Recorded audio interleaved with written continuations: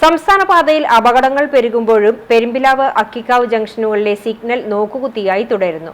2 വർഷം മുമ്പ് കണ്ണടച്ചതാണ് ഇരു ജംഗ്ഷനുകളിലെയും സിഗ്നൽ ലൈറ്റുകൾ.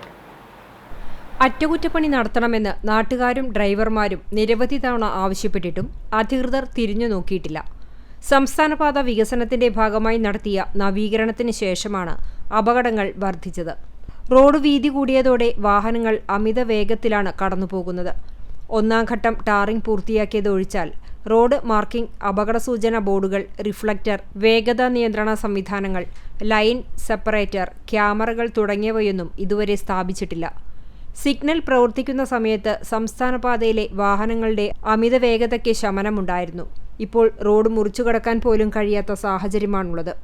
കുന്നംകുളം, ചങ്ങരംകുളം, കൂറ്റനാട് എന്നീ പ്രധാന പട്ടണങ്ങളുടെ ഇടയ്ക്ക് പെരുമ്പിലാവിലും അക്കിക്കാവ് ബൈപ്പാസ് ജംഗ്ഷനിലും മാത്രമാണ് സിഗ്നൽ സംവിധാനമുള്ളത്.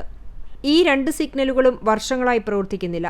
അറ്റകുറ്റപ്പണിയുടെ ചുമതല കെൽട്രോണിനുണ്ടായിരുന്ന സമയത്ത് കൃത്യമായി പരിപാലിച്ചിരുന്നതാണ്.